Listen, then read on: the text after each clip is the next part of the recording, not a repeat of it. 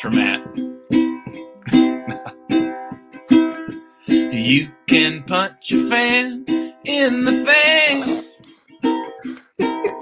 but you'll know who will win the amazing race. You can ban Jack from Twitter, but one thing you can't ban is your Ramblecast fan. Well, now you know that we chat one time a week, one time amongst ourselves. So come on and join son, 'cause the broads, they ain't fun.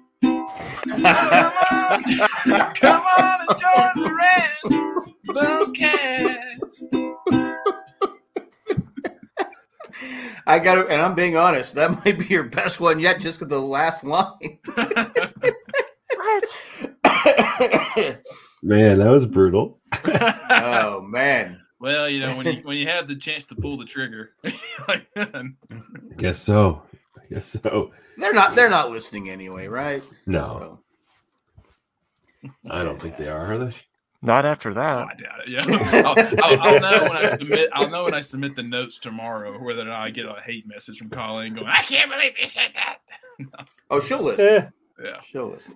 You know, to make sure she does, we should have put a commercial break right after your song. So we're all back here. Last week, Chris, you were sick. It turned out you had. Who you want to tell everyone? Yeah. So you have a weak immune system. That was last Thursday night. And I was like, gents, I feel like absolute dog shit, and I'm not going to record tonight. I went to bed. And I felt bad going back and listening to Nick and Matt just blast you the whole time. I was like, I would have done the same thing. I'm not going to hold it against them. And that's why I would be the best Amazing Race partner. I mean, it's just true. But so I went to bed like, I don't know, 8:30, 8 o'clock. I don't even know what the hell it was. And then I woke up at like 1 o'clock in the morning, and I had violent shivers. Like I couldn't shake it. Like I couldn't get rid of the cold. It was actually kind of scary. And then so I took like a 40-minute shower. Did your wife wake up, or did she keep sleeping? No. Actually, she sleeps like a rock. So I woke up and I took like a 45-minute shower at like 1 o'clock in the morning, 12:30, 1 o'clock in the morning, all right, just to warm up. Yeah. And then I was like, oh fuck. So Friday morning rolls around. I called out of work. I'm like, guys, I feel like absolute dog shit. I can't come to work today. I tested at 1 o'clock in the morning. I took a test just to make sure I wasn't like having COVID, and it was negative. So but literally, hi. Well, look at Randy. He's in Auckland. Oh, nice, in New Zealand. Yeah, awesome. Randy dude. says, "Hi, RCAD. I just boarded a plane to Auckland, New Zealand. In Auckland, probably in Auckland. That's where he was last week. Oh, okay. Remember? Probably sign off. Remember when the doors shut. You tell flight attendant. You tell the flight attendants you're an American, and you're listening to the RCAD, and they'll let you continue to. Like, what fucking flight from Auckland to anywhere do you not have Wi-Fi? Is my first question, because that's like brutal. I bet it would be expensive though, to do the whole Trans-Pacific Wi-Fi the whole time. But, I'm sure he's flying first class. Yeah, no doubt. Only Randy does the best. Yeah.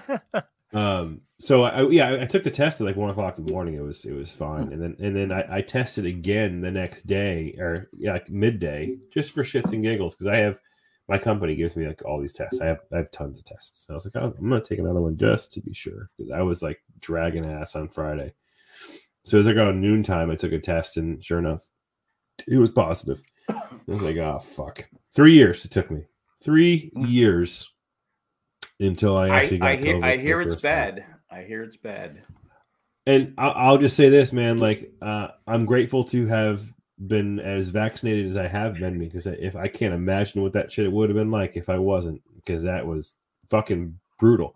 The first like 24, 36 hours, I don't actually remember a whole lot. I do remember watching like the Highlander, like was on some TV channel, like on a marathon. You know when you're sick and you're watching TV and shit's just all fucked up. You know, and you're like, yeah, what the fuck? Like then it gets in your. Then when you go to sleep, it's in your dream. Yeah, dude, I had a fucking Highlander COVID dream. It was wild. Wow. Huh. Yeah, but it was. I was watching Highlander. I forgot which ones they were. It ended with the one where Duncan MacLeod comes over and jumps into the end game. I think it's called the original OG end game. But yeah, so it was crazy. And then I just last night. Today got my sense of taste and smell back. Oh. And I'll tell you, dude, like you lost your taste. Huh.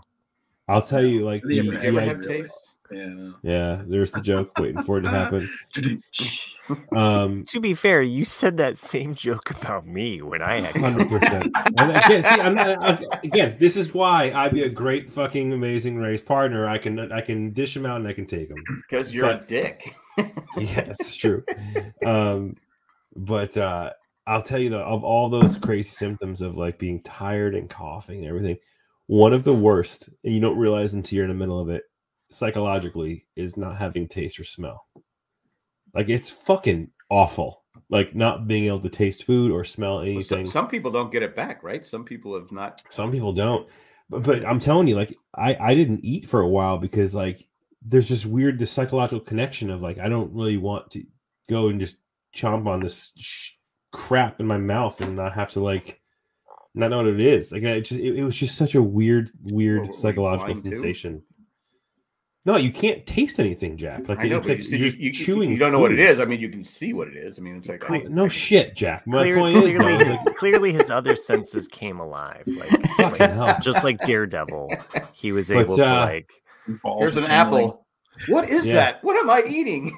But you can't. The psychological connection to actually tasting the food you're eating is weird. My wife said that it was you never would have ever thought that before. If I ever get it, I will. I was glad that I never lost the taste thing. My God. You know? And in fact, I kept track of it. I was like, I can taste this. Like, you know, I was like really conscious. Like I was conscious of it as I ate food. I just got this the week before. I got this brand new like pound of coffee from this roaster in Boston, and it was really fucking great coffee. And I ground it up and I like inhaled it like as if I was like huffing coffee. I was like, this is air. Like I can't smell a fucking thing. Like one of those strong smells ever. Like it's like freshly ground coffee, and I could not smell a goddamn thing. But yeah, I got it back coffee now. Mm-hmm. Well, I drink a ton of water though. That's for damn sure. But that's like a racehorse. That I did that a lot. I drank a lot of water, stayed hydrated, and I tried to dry the shit out of my sinuses so that I could sleep at night. So yeah, that's what I'm amazed is like everyone I meet who's had COVID, like how it affected everybody differently. You know, like because like I told you, like all four of my main family had it at the exact same time because my mom gave it to us all. But mom's was just like a cold, like she just runny nose, was just sneezing and coughing, but she seemed fine.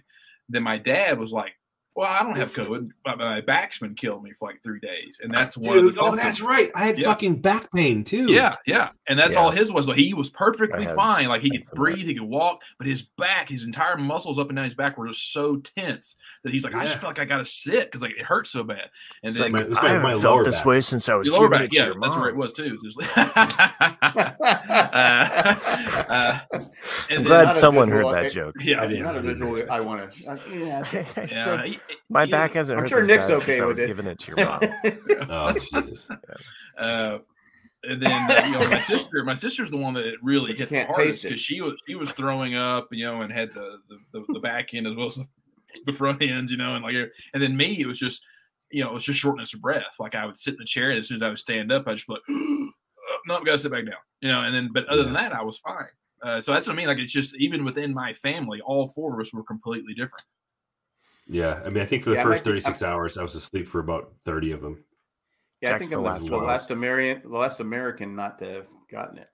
You're the last. Last man standing. It was interesting though because when the Arcadians, when Chris got it, both my dad and my stepmom had gotten it right at the same time. So I just was kind of thinking like, oh, we're in this wave now where everyone who has had the vaccine or who has not had the vaccine and somehow escaped it this long, it's finally coming around to those last individuals. But you know, we're at that herd immunity, I suppose, where everybody's either been jabbed, stuck, or dead from it. So, well, now my son is sick. No, oh, does he have it?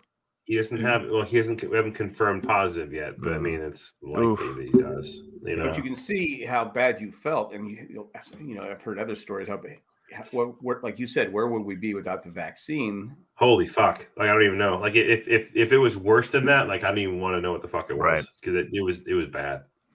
It was like really bad for like 2 to 3 days. It was like awful, and then the rest was just like, meh, fuck. Like, I feel like shit, and I just pile on the fact that I can't smell or taste anything. On top of that, it's just a pain. And there was probably a week after, like there was like the first week, and then there was like the second week where I just was kind of foggy. Like I was just kind of like foggy in my head. Like I was just like, you know, people would be like, "What's this equation?" You know, and I'm like, "Oh, that's what I do."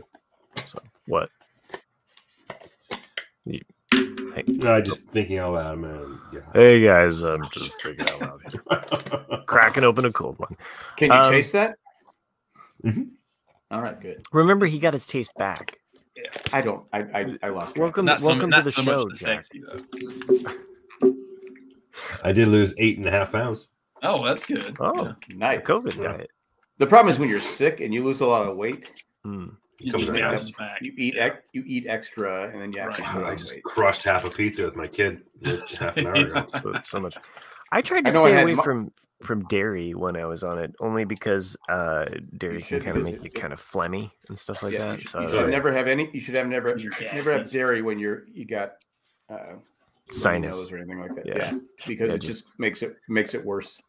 You're basically like giving it gasoline. Yes, so, you're just like saying, "Fuck my nose." Yeah, that's what you're saying. So I was eating a lot of like deli meats, and you know, like I don't know, like very. I ate a half a pound of roast beef. Had no idea what the fuck it was. You're like, I could be eating human flesh. I don't know. Maybe it wasn't roast beef. No. I was intentionally like fucking with myself, like trying to like give me like these crazy flavors. Like so, I went and got like I Instacarted like super spicy mustard, right? To drizzle over the roast beef. My wife anything pickle. Oh, so I forgot. Like because of it, we had to cancel my daughter's fucking birthday. Which totally blew, right? Yeah. Because her birthday party was supposed to be on Saturday, and I was a fucking invalid on Saturday. So, like, and we didn't want to get anybody else sick. So, she's since turned 11, which is crazy to me. I saw that on Facebook. But for her actual birthday, which was Tuesday, she wanted to get Thai food takeout. And I was like, fucking load me up with some curry. Let's see what happens. You know what I mean? Like, let's just give me the shit. Again, nothing. Not a goddamn thing. I was eating like spicy. I put in extra spicy and nothing. Which is weird because when you can't taste it, but you still get the mouthfeel and like the sensations. So like, I think my wife did the same thing. She was trying to go for spicy stuff just to kick it off or to see like how far you can take it. Yeah, I remember her. Didn't work. Yeah, but like it's weird because she'd be like biting into a jalapeno pepper. Yeah. And be like, but you have a sensation of something in your mouth, like it's supposed to be like breathtakingly hot. Like your breath still goes away, but you're not like you don't have any pain. Does your mouth? It doesn't burn. So you could eat one of those North Carolina chili peppers. Yes, I absolutely could. You could go into a competition. You're like, I've got COVID. Just go like it. But again, like you know how like when you bite into like a pepper, you have like that almost like a head feel. Like it's not even just the taste buds, but it's just like all the sensations. Still hurts your stomach though, right? Oh yeah, for sure. You'd fuck up your stomach if you eat all that stuff. But you get those feelings, but you don't get the taste. You don't like it doesn't burn. Your eyes don't water. No, they do. They absolutely do. Okay. Like they did. My eyes were watering when I was eating the Thai food. But like I was like, I'll eat it all. I don't give a shit. Like it was just food at that point. It was just feed the machine. Is Thai food good in Boston? Oh yeah, there's some great Thai food up here. Okay. I don't think I've ever had Thai food. Oh really? Yeah. It's probably my favorite like takeout or delivery would be Thai food. I love Thai. Really? Yeah. I'll have to Pad try Thai. Do you like Indian food? Some of it, yeah. I do. Yeah, some of it. Mm-hmm. So there's a weird crossover. Some of it gets way too hot. Yeah, I like the spice of Thai and Indian food, but I don't like all the. I tend to like the drier side. That's what you were gonna say. I tend to like the drier side of Indian food. Like I don't like it when it's just like a whole crap ton of curry and sauce. Sure. And like you have like just a few lumps here and there of food. And you're like, what the hell is this? Like it's a soup basically.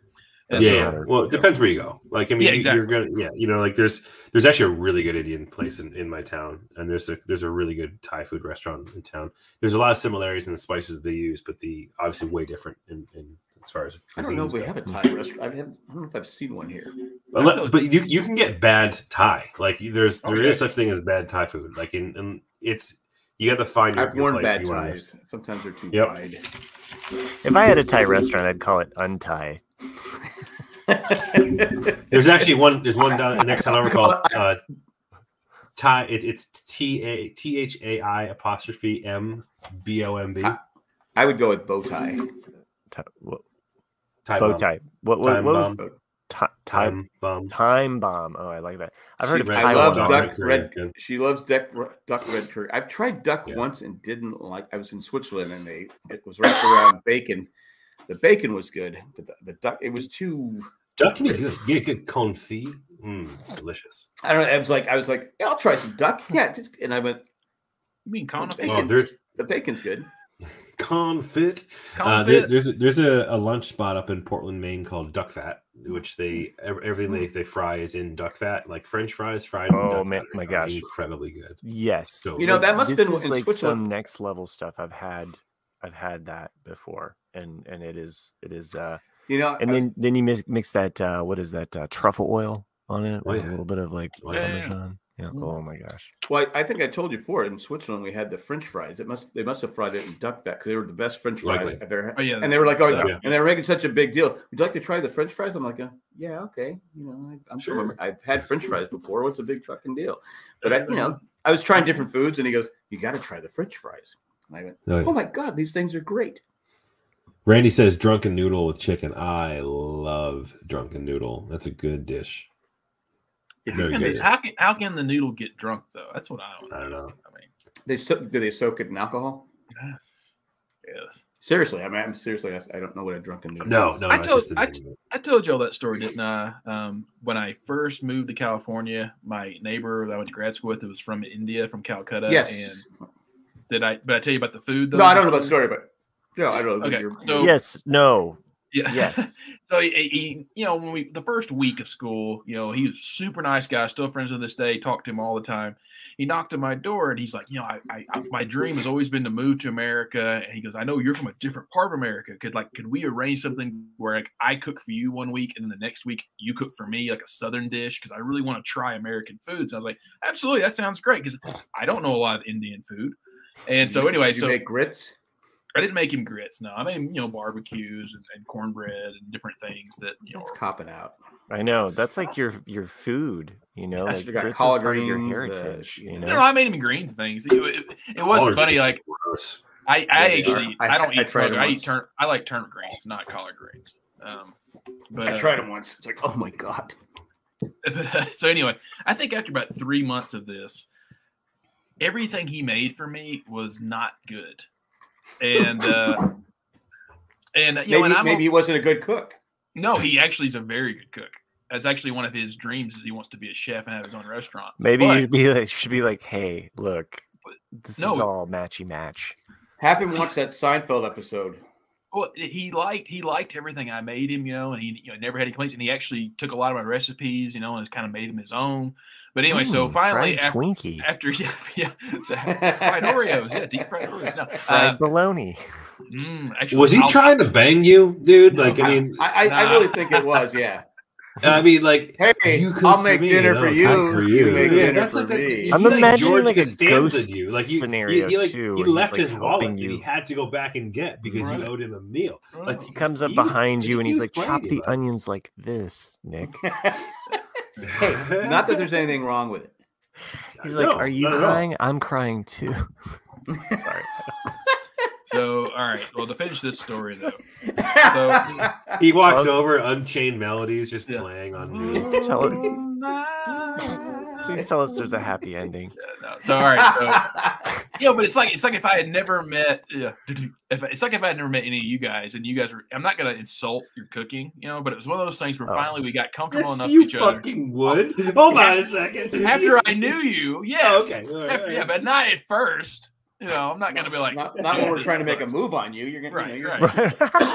So after, like I said, after about 3 months, I finally just had the nerve. I go, hey man, I was like, I don't mean to insult you, but I thought Indian food was supposed to be like spicy and full of flavor. And he looks at me dead in the face. He's like, oh my god, do you want spice? I thought white people couldn't handle spice. So he'd been making all of his food bland. Muted versions of Indian foods. So he was judging you. Well, he'd never been to sorry, America. right. He'd never, so he just knew from what he had heard his entire life that white people didn't like spice and flavor. So he'd been making it that way on purpose to try to make me happy. But Jack's right. That's funny. Your friend's racist. He's racist. I'm sorry. He's judging you for 3 months. He judged you from prejudging. Meanwhile, he's like, I could have had sex if I just added this spice. He was judging you because Bo and Luke didn't like spicy, Indian food. So when they were driving around the General Lee, he goes to his spice rack and then he's like moving past the Spanish fly, on his. Some spices. It is. Did you guys watch any movies together? This is like Netflix and chill? Is this? No, what are you talking about? Cinemax. He did come over one time to watch a movie with me, and I put on Tombstone, and he fucking loved it. Oh, okay. He was like, because he be your Huckleberry white guy. Yeah, he was my white Huckleberry. guy. Yeah. White people watch. Oh fuck. I did make him a bologna sandwich one time though, which was funny. I didn't have much, and he goes, "What did he do?" He goes, "Oh," I was like, "All I have in my fridge right now is turkey and bologna." He goes, "Oh, I've never had bologna. Isn't it scraps?" I was like, "Yeah, but they're tasty scraps, And I said, "Do you want it like regular, or do you want me to fry it for you?" He said, "Let's try fried." So I fried it. So you did do fried bologna? I did do fried bologna, yeah, and made my fried bologna sandwich with some other stuff on it, and that man inhaled that sandwich. I have never had fried bologna. You are crazy! Oh my gosh! No, this was something that. Yeah, I had it as a kid. I had spam. My dad used to make spam sandwich. I mean, it's got to be the same as spam, wouldn't it? I would take it's kind of like a hot dog in a way. I would take a hot dog. Are you like any day frying it in oil or just like sizzling? No, just throw it on a skillet. Just throw it on a pan, let it sizzle. And about three slices is enough for. And never let him forget he's a man. It browns up a little bit. It's good.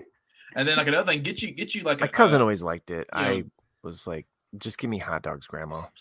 And then another way to do it is get you a. Did you teach him the song? Get a shoot of whatever it's called, like a sleeve of bologna, but uncut. And then throw that in like a plastic bag and put Worcestershire sauce and garlic powder in there and really let it marinate for a few days. And then cook that shit. It's so good. Hey, you are one of the first people from below the Mason-Dixon line to actually pronounce Worcestershire sauce correctly. Worcestershire. I think it's because you've been training him. This whole time. This is the years of. My bologna has a first name. It's OSCAR. My bologna has a second name. It's MAY. It had spice the relationship. If you had it every day, if you ask me why, I'll say Oscar Mayer has a way with BLLGNA. Let's see. Good old 12 inches. Randy says. Sherry says fried bologna is good with mustard. Yeah, it is. I don't like mustard, so that wouldn't work for me. You are. Well, I got a whole jar of spicy fucking mustard. I'm gonna go buy some bologna now. I literally have not had bologna since I was a kid. It's so good. You could never trade the bologna sandwiches. Get the beef bologna, not the pork bologna. I like beef bologna better. It was better than the stuff that was what's the stuff that had the different crap in it, like the olives, pimentos. Pimentos. Yeah. If you came to school with that, you're stuck with it because no one's going to trade you that. Even the kid with the mustard sandwich would not trade for that. I never traded food at lunch, but I did. No, I was part of that deal. I did shake down some kids for some cookies when I was younger. So Wow. I think I talked about this. Yo, kid, You're a bully? My No, grandma got the Were they best grandma's cookies. cookies? No, I mean I've talked like homemade. Oh, you stole them? no. Okay, so in grade school, like we're talking like first grade, second grade. My hand is I'd have to show him. Yeah, I could show him, but my hand is born a little different. You are all about the show and tell with cooking, my friends. And I would use it as a puppet basically to get other people's cookies, and it worked. So they would steal so you're stealing the cookies or entertaining them? I'm entertaining to get cookies from other kids with my right hand. Yeah, who was conveniently named Cookie. So yeah, nice. What kind of I cookies? used any cookie that was given out at lunchtime. So it was the cookie that came with your lunch tray. Wait. Oh, the lunch tray, yes. The lunch tray, the lunch meal. Then I would kind of eat everyone's cookies, and that's what I would live off of. So live off cookies. Yeah, it worked for a couple of years, and then finally I was like, "Hey, Mom." I don't remember getting cookies. I worked in the.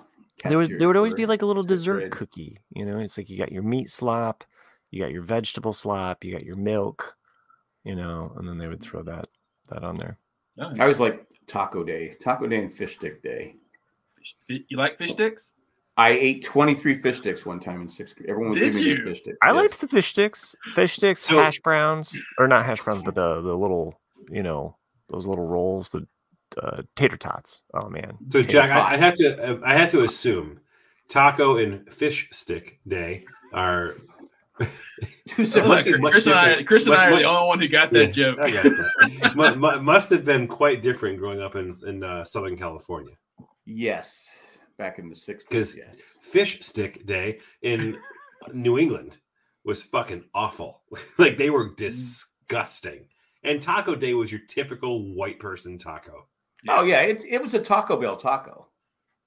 Yeah, no question. It was. That's a step above from the white person tacos that we would have up here in New England. Because a white man's taco is the one where they put the lettuce on the meat and the cheese on top of the lettuce. I'm telling you. Yeah. The tacos we always got the hard shell. Yeah, lettuce.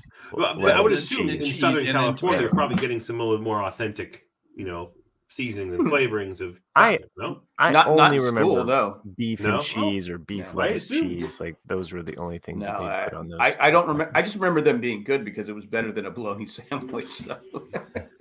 Yeah, back to bologna sandwiches. So like Randy mentioned sweet pickle with the bologna sandwich. So the condiment that I have always put on my bologna sandwiches, I'm the only person I know in history who eats this. You can find it in every grocery store. It's Kraft sandwich spread.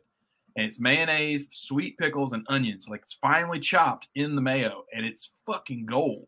It's awesome. That sounds good. we could probably get a sponsorship from Bologna after this episode. Maybe it makes a comeback because I don't.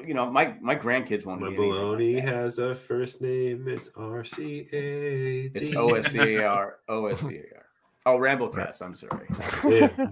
Way to go, Jack. So, man, COVID's affected your... The king of marketing up here. Like... Fucking hell. Bologna with cheese. I used to, sometimes I have American cheese on it. We're still talking about bologna. Yeah. Well, I mean, it's like even a proper Italian, depending on how you make it, it's bologna, salami, pepperoni, and then you can buy some black olives, some onions. Italian sandwich, get out of here. I used to love olives, and now I can't eat them. Oh, black I used to eat them black or green. I would eat them all the time. I love olives. And then I don't know what happened. I'm a Kalamata olive guy, like the purple ones. Mm-hmm. I don't know if I puked up olives one time and just said, "Fuck it, I can't eat it anymore." I had a string a string of a year or two where I would drink dirty martinis, and I loved a dirty martini. Which is pretty much just vodka and I love apple tea. That's okay. Yeah, Appletini off with Scrubs. I hear Appletini. That and the cinnamon Appletini, which is better than the Appletini because it just goes down like water. Does it come in men's? I don't know. It's cinnamon. I used to drink it. Does it come in men's size? Oh, men's sizes. I think you said mints. Look, dude, you have no taste. Just be quiet. Me? No, I'm talking. No, he's directing at me, the originator. I'm talking to COVID. What? Talking to COVID. At this time, we're going to take a commercial break. Enjoy your bologna commercial. In the middle of sandwich talk? Okay. I know we already had I've never had bologna on its own. I've only had bologna in another sandwich, like as part of like a. It's part of a sandwich, yeah. That's part of. I think it's one of those things where I said once I became old enough to go get my own stuff, I said I'm never getting bologna again. There's just certain things I said, screw it, I don't have to do it. There's times where I crave bologna sometimes. Like it's just good. You know, like I said, this summer, I'm going to set myself for this one. I'm waiting for Jack to just slam dunk. But my wife loves bologna. She loves a bologna sandwich, and she will during every summer. She'll do anything for a bologna sandwich, right? Yeah, down every summer in the Cape, we get like tons of deli meat and make sandwiches. I mean, we don't leave the house, and she looks forward to the time where she can make herself a bologna sandwich because she never has it other than that 1 week they were on the beach. You don't buy it for her, instead of a bouquet of flowers, get her a big thing of bologna. Well, it's one of those things where we try to eat healthy-ish, right? And bologna's not really on the menu of health, so we kind of leave it off. It's all about the girth. Yeah. I don't know what you guys are reading into these things. I'm just saying, when you get a slice of bologna, slice your bologny. I guess I just. Do you need a meat slicer, or do you just do it with a knife? What do you mean with bologna? With anything, when you're cutting your meats. Well, most times they're pretty. If you buy it a big. If you buy the big ones, yeah. If I buy a big tube of bologna, I cut it myself. I'm just imagining like the popularity of bologna comes back, and Arby's is just advertising their bologna sandwich. Wait, Arby's has a bologna sandwich? No, that's not if it did. Like because we took roast beef just got pushed aside. No, it's all bologna now. That's Chick-fil-A's new sandwich. Is the bologna sandwich? Yeah. This is like the butterfly effect for bologna. I'll start right here. Yeah. Arby's seems like the place to go to because they already have a lot of scrap meat or just lying around. Yeah, right? Our Arby's is right next to Chick-fil-A, and I feel so bad for this Arby's because half the time it's closed because nobody goes to this Arby's. Sundays are open. They're probably banging business. I don't know. I've been there sometimes on Sunday. And I go, how's this place stay open? Did you guys ever have a Rax? Did you guys ever have Rax back in the day? A Rax? No. Rax. Oh, I love that. Yeah, Rax. So I remember Rax because I remember being in Florida on vacation. They had these amazing in 1988. I remember when you could say nice rack. So you remember actually going to a Rax? I didn't go to it. We drove by it and we made fun of it because it was Rax. Like we thought it was funny. It is a funny name, but they had an amazing shake, and as a kid, and it was kind of like an Arby's if I remember correctly. I don't remember their sandwiches. I just remember like these amazing shake drinks that they had. I mean, like chocolate chips on top, whipped cream, the whole night. Basically, what you get at Starbucks now, they were doing with some of their drinks back then, because they weren't like a thick milkshake. You know how you go to like some places and the shake's so thick, you're just like, okay, thanks for the ice cream. This was like more of like that smoothie style. Chick-fil-A has a nice shake. I could be remembering this all wrong. So is this Rax place still around, or is it just? I doubt it. It is. It is. Really? And apparently, maybe it's not the same place I'm thinking of because it says. Well, because it says it's number of locations. There's only 6 left. It's Ohio, Illinois, and Kentucky. Was it ever in Florida? I could have sworn it was. What's the closest one centrally located to us? Probably Kentucky, right? So the closest one to me is the Rax in Circleville, Ohio. So I'm saying we go there and do a live show from Rax. Yeah, and it's called the other one was called Rax roast beef, but I think the one that I went to was in. Is it fast food or is it? It's like a fast food. So okay, yeah. Yeah, there was definitely some in Florida as well. Okay, so it is the same place. Yeah, How many were there at one point? Were there like hundreds of them? Oh, you Well, know, let's see. Burger Chef or something like that, you know? No, I'm just saying, were there, because now Chris said they're down to 6. I have no idea. I was like 10. Okay. Oh, I didn't Matt. know they're You like. brought it up. You got to know this. I'd definitely try it if I was in the In area. its peak in the 80s, the Rax chain had grown to 504 locations in 38 states, along with an unknown number of restaurants in Guatemala. Okay. They like the cocaine. So you're saying is that the owner of Rax roast beef was coked Let's out of call his it fucking Rax, mind. man. It just sounds cool when you say Rax. They I'm I'm just imagining the coked out bankruptcy in 1992. Yeah, coming down off that cocaine. Well, that's when the war on drugs was really taking effect. Oh, and the yuppies were just on the ropes. So in 1994, Rax Restaurants merged with North Carolina-based franchise enterprises, renaming the company Heartland Food Systems and becoming a Hardee's franchisee. Heartland planned to convert all Rax restaurants into Hardee's by 1997. However, it was difficult to do because of blah, blah, blah. This was a bunch of bullshit. So they were dropped down to 150 locations. Hardee's is supposed to be like Carl's Jr., and it's not. No, they're not. They're owned by the same company, but they're completely different. The menu's completely different. Because I walked in, I said, "Hey, all right, Hardee's." I go, "It's supposed to be Carl's Jr." So I walked in. Can I get a Western bacon cheeseburger? They go, "A what?" No, we got chicken. I go, but Hardee's is better than Carl's Jr. It is, in my opinion. It is. I've tried. You remember Roy Rogers? I do remember. Yes, I do remember Roy Rogers and Gella and his horse Trigger. Yeah, he had Trigger stuffed. You mean Kenny Rogers? No, Roy Rogers. Can I just point out one thing? Say what you will about Chris. He's still around. Yeah, no, he is still around. And say what you will about him. You know, and we say a lot. We do say a lot. I should never give you a compliment like this because it's just so backhanded. But you're seriously here like comes. when you weren't here. You're like the person that's just like, let me look this up, and you're like, yeah, definitely am. Like that is me. Homework. I'm literally doing it right now. We're just literally that's your job. Your job's not to entertain. Your job is to give facts. Your job's not like a producer like Jack who puts the whole show together. Exactly. You know, it's not like, shit. Fucking check this out. Roy Rogers actually did successfully convert them shits to Hardee's. Oh, nice. Okay. Oh, okay. They sold the chain. Carl, I thought we were still talking about the person Roy Rogers, but okay. Never was. Of course, most fast food restaurants are crap today, anyway. Though. Oh yeah, because I mean, ever since they did away with duck fat, thanks McDonald's. Thanks McDonald's. I think theirs was beef something. Yeah, it was. But they had animals. Except Jack in the Box, which we only have in Charlotte out here. They won't put one in Raleigh's, even though I keep tweeting. Jack in the Box. Jack, you got babysitting money, dude. You can open up your own chain. Yeah, babysitting money. Anybody ever notice how Charlotte sounds like something that you would do in your pants? Right. That's actually, I was going to say something similar along that. So, like, I like eating at local fast food chains if they're like just a small area. And so the ones that are in Colorado and kind of this weird mountain area, the worst name ever for a fast food chain, Runza.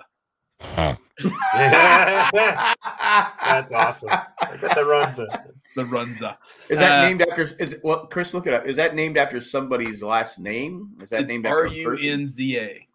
R-U-N. R-U-N. You have the Runzas? Not yet. Runza good. But their signature sandwich is called the Runza, and it's this Eastern European chain, but they're actually very good. It's kind of like a Philly steak. It's kind of like a Philly steak, and it's got this shredded spiced beef inside with cabbage, and it's so fucking good. Cabbage. Based out of Nebraska originally. Yeah. You don't see Nebraska being that. Nebraska. I mean, if I see a fast food place I've never seen, never tried, I'm like, yeah, I'll try it. Why not? You never know. You're a brave human being. Mm-hmm. Well, on that note, I've tried most of them here, but it's like it's just. What's made me mad since inflation for the last year or so is I used to There's always no go inflation. To Wendy's. Yeah, I used to always go to Wendy's because Wendy's was like the cheap place, and now it's like one of the most expensive. And I'm like, fuck you, Wendy's. God. Fuck you! I'm not paying $17. Like a year ago, I stopped at Burger King, and it Mm. was like $16.50. Yeah, nuts. No, what? It's all, Yeah. Like, what is this? You, This is you really like, and you really have to like kind of like decide like just as a family it's like, oh, okay, we're gonna go out, because going out as a family of 4, it's like, oh yeah. okay, you're at $60 to $80, like just It's ridiculous. like, you're in that zone, you know. So Cindy and I went to um took Ava to McDonald's today after Zach's Peter Pan show. 2 large fries, 2 hamburgers, a cheeseburger, a small fry, and 2 icy drinks, small icy drinks. How much do you think it cost? It should be $56. About 16. 10,000 ruples. Well, I mean, a hamburger is only like $1.85. later, Randy. Safe flight, my friend. Fly safe, Randy. Take care. See you in another 20 hours, man. Should be 2 large fries, 3 burgers. It should really be about $16, $15-16. $22. That's too much. I went. I like how you were like actually doing the prices right. Like, Yeah. don't go over, but how Well, how close we can get there. He played it Chris safe. went way over, but yeah. I know We we're went in out- Switzerland. Go ahead. Oh, we went out tonight for dinner because it was like kind of my family's like they're starting their spring break, and so you know, we go to a certain pizza place, and it's a pizza place that we love their pizza, and when we order enough so we have leftovers to take home, and you know you're gonna eat it, so you get that bonus meal out of it. Mm-hmm. Yeah. Instead, we were like, let's try something different, you know, and we tried this other place. It was kind of more of like a large area where like lots of different, you know, vendors are. So you can try lots of different foods and but it was just so mediocre. You know what I mean? Like it wasn't, you know, and so it's hard as a consumer because you take the family out, you know, you get up to the plate and it's not even a base hit. You know, you're just kind of like, Yeah. okay, we spent And no leftovers? and well, and the leftovers that we had were just kind of like, it's not what we would want to eat. You know what I mean? It's kind of like when You you're brought it kind of home like, and you'll leave it in the refrigerator for a week at a guilt. yeah, just like And out you of go, guilt. Oh, 'cause it's you're bad now. Gotta throw it yeah, out. yeah. So anyway, it's just kind of like I guess like that idea or that aspect of eating out, and when it is, it's kind of a commitment. And you want to make sure that you're getting what you like, you know. But then Yeah. stepping outside of your comfort zone to just like sample something, it's like I don't know. It's That's usually why I love it when I go to a restaurant, especially for the appetizers, when they have a sample platter of all the appetizers. I love that because, like, oh yeah, I can see which one. I went somewhere recently. Applebee's. It wasn't Applebee's. Where did I go? Oh, it was a local place here, and they had calamari on for their appetizers. And most time, the calamari is kind of really miss more than hit, but this one is one of the best fucking calamari I'd ever had in my life. I was like, holy shit! I don't know if they just got it in or what, but sucked you back, huh? it did. Yeah. Chris, you're muted. You're muted. You're he's muted, unmuted. Chris. It's perfect. It's just like All last right, week. well, I'm gonna say it. Was it Rhode Island style calamari? I don't know. It's Rhode Island stuff. The best type of calamari, if you ask me. Oh, I'm not sure if that's a thing, if I made it up, so I'm checking it right now. It is a thing. Okay, cool. Oh, cool. So calamari. I don't know. I mean, like octopus are really smart, like smarter than like cattle. Like I don't have problems eating meat because it's like. Oh, is that what beef, calamari you know? is? Is Calamari is squid. Oh, Squid. it's squid. Oh, they're Squid. dumb as shit. I don't think I've ever had it because just the thought of it. Well, it's most of the time, Jack. It's kind of rubbery if it's not Yeah. done right, Yeah, and so it you usually don't tends to be like a it. little- But like I don't this know. was super awesome. So Yeah, I don't Rhode know. Island calamari is typically deep fried with tossed in butter, garlic, and hot peppers. No, that would be interesting. It's delicious. I absolutely love it. It's the hot peppers is what got me. Like, ooh, Yeah, it was like hot peppers and cherry peppers. So in college, I worked at a restaurant, and that was my first time having calamari. Was at the restaurant that I worked at in college, and it was Rhode Island style. And I've had it hundreds of times since then, and nothing has ever compared to Rhode Island style. If you have the opportunity to do it, grab it. To you. Hot cherry peppers, so good. So, Nick, you have not had good calamari. Well, I've had, in my opinion, good calamari, but I've never had. No, not according to Chris. Calamari. Chris just said, "Fuck you." What does Chris know? He can't even taste. He couldn't even. What's he know? What's he know? He's trying to remember what. I don't remember. I had the vid. I never lost my senses. That I know of. Oh, you still got the cough there. Oh my god, that's why I've been muted this half the time because I can't stop coughing. Well, I'm glad that you're on the men's though. Yes. The rest of the guys, they thought, whatever, fuck him, But I was like, dude, I would do Amazing Race with Jack in a heartbeat. I see what I did there. Chris, well, how's Chris gonna do the food challenges? Well, he's got his taste back now, so to speak. Yes. So does he? He said, "Hey, this is Jack found a joke in the first 30 seconds of the open of the show, and he is just running it into the fucking ground. But, like this is typical. Like my dog was a squeaky toy. I can see Chris on the Amazing Race. He's in Germany. He's in Germany. He's in Germany. They say, calamari. Is this Rhode Island calamari? So, I'm not eating Jack is kind of like. Have you seen that new travel show on Apple TV with what's his name? You muted yourself again, Chris. I don't know how. Chris, you muted yourself. How did you do that? Oh, it's a travel show on Apple. How'd you do that, Chris? Chris, are you there? 3 guests. Chris, can you hear us? What? He muted himself again. And your guys are. Oh yeah, I've seen it. I haven't watched it. Oh, you did. Eugene Levy. Eugene Levy. Oh yeah. So that's like Jack on Amazing Race would be Eugene Levy on the show.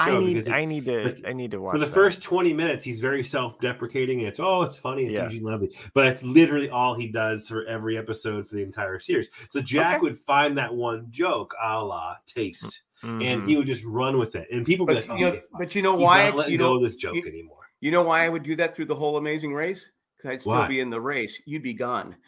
Oh, yeah. On to the next challenge. That's what I would do. You're on to the next. You're going home. Nick and I are going to win it. We're in it to win it. We're in it to win it. They're going to win it. Oh, he said Nick and I. I was like, no, you're not taking my partner. I don't want your partner. He's gonna cook for me, damn it. You know who would actually win the whole thing? It would be like our listeners would be like, we formed our own groups. Yeah. It would be like they figured out before we even did. Yeah, it would be like something like we can always apply. Miami Mike, and add the creepy letter carrier. That'd be fun. So, what are we doing here, guys? What are we're discussing life, the meaning of it all. I had something I wanted to talk about. I don't like snakes. I don't like them at all. Indy. Oh, okay. And last year I didn't see one snake, one snake skin, nothing. Saturday I'm working on this stupid switch that I'm won't guessing work. he sees a snake skin. Wait a minute. So I had to turn off. I told Cindy I got to turn off all the power. So I go out there. I'm standing there. I'm looking. I go. The fuck is under? What am I standing on? It's a fucking snake. I'm standing on the fucking snake. No, outside. In your house? No, outside. And it was like I'm like, it was about ready to like attack you. Are getting that age, Jack, where stuff is kind of low hanging. How many? Yeah, it wasn't that because I could see it was too. Stepping on his own firm. So I jump away. So the snake is like this the whole time. I go, all right, dude. All right. I'm sorry I stepped on you. I'm sorry. It wasn't a copperhead. So I kept going back and forth. He's still staying there like this. I go, dude. Next time I come back, I'm coming back with a shovel. You better be gone. I will chop your fucking head off. And you understood? Well, I came back and he saw me and he kind of slithered back into his. I think he said, well, maybe it was a she. She had eggs and she's protecting the eggs. It was still cold outside. I don't know what. I think maybe I was standing on where she was, hibernating, whatever it was. And she came. I go, fuck, a snake already? And it was cold outside. I said, fucking snakes. I hate them. I was hoping since all the construction we have here that maybe the snakes moved on. But no. Oh, God, it was gross. I don't like. I like to imagine that the snake came back with a gun, and It might have. I Yeah. don't mind getting shot by a gun. I just don't want the snake crawling on me. Snakes out there planting trees. The things that you hate about nature. You're like, oh, fuck these trees. Fuck these snakes. Why do I hate trees? It depends on the tree. I don't like pine. You trees. have this thing about trees. You're like, these trees are getting too high. We need to rake it. I got it. No, trees get too high. They fall. They get strong winds and they fall down on your house. You've complained about trees quite a bit. Yeah, I don't like trees. I don't like pine trees. Yeah, I hate pine trees. They're useless. They don't. I have about 20 of them that I want to remove right now. Yeah, I have about 15 of them. The back. All they do is clog the gutters. They don't give you any shade because they grow past the sun. So they got the top. The top has some pines on it, and all you get is the squirrels go up there and eat the fucking pine cones, and they're dropping them on your head. Yeah, fuck pine trees. Oh, fuck so them. it's specifically just pine trees. Gotcha. Yeah, I hate fucking pine trees. Okay. All right. Same. He hates evergreens. I don't like. I don't like. I like. No, trees I don't mind a good birch. I'm a fan of the big old birch trees. Birch trees. That's an evergreen. Birch is an evergreen. It's a deciduous. Or fir trees, not balsam fir. Those are nice. I like trees that grow about 20 feet, and that's about 25 feet. I like a good cypress. I like to crush your house. What did you say? I like happy trees. Happy trees. So at 51:21, if you hear me cough, I probably also ripped ass. But if you want to go ahead and listen to that, The Zapruder film of back into. I'm like, what the hell? 51:21. I didn't see that. I saw the cheek lift. That's not the double check there. Make sure I was like, that is not the Van Halen album. I remember. Oh, 51:50.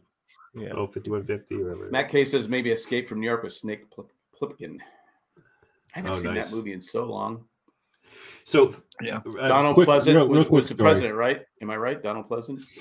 Adrienne Barbeau was the girl with the restaurant.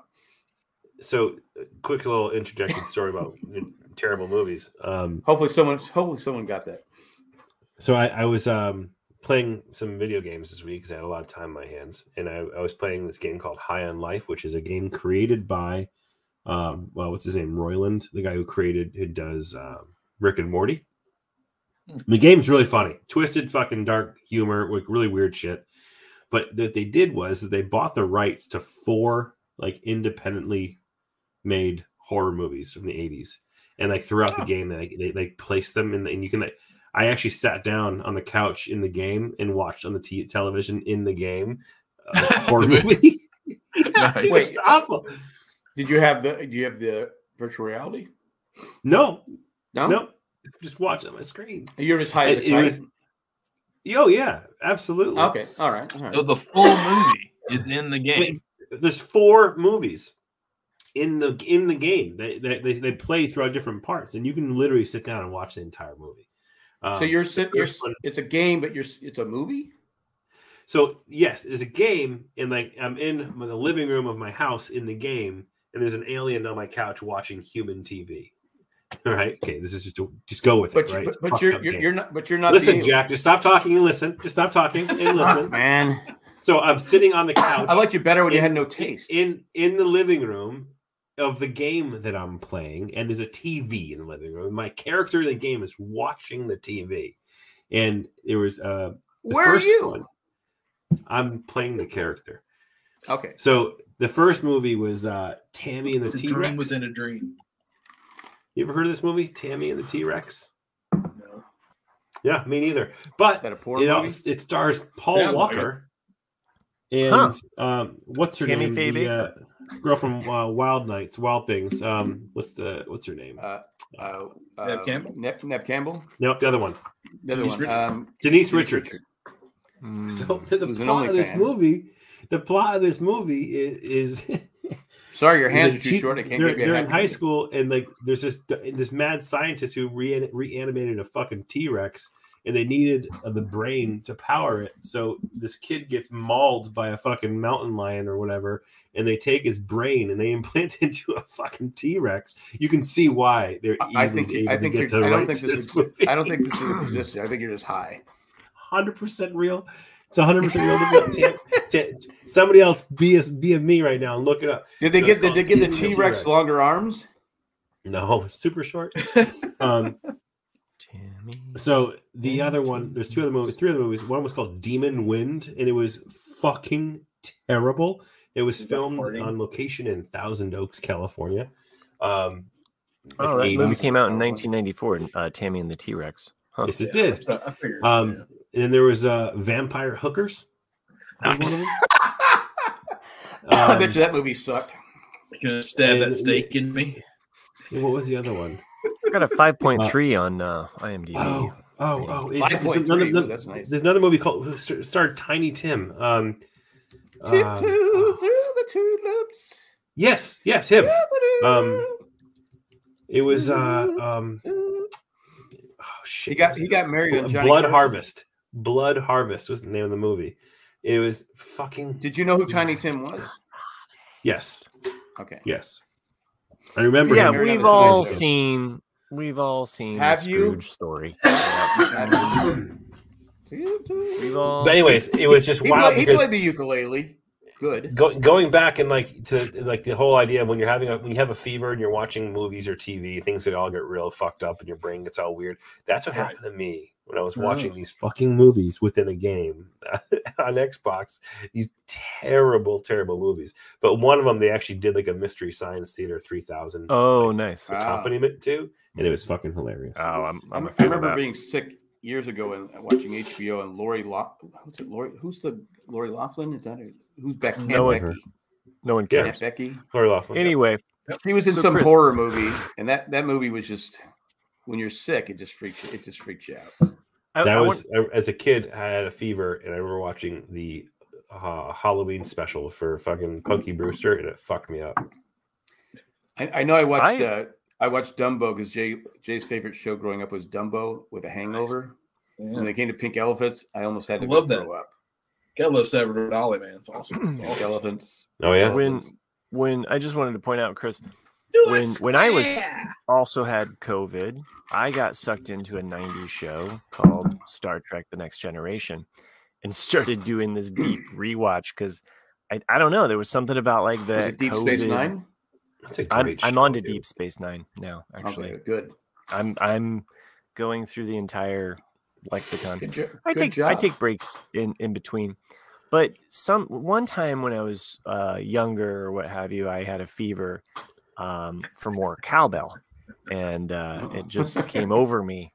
And I started just hitting that cowbell.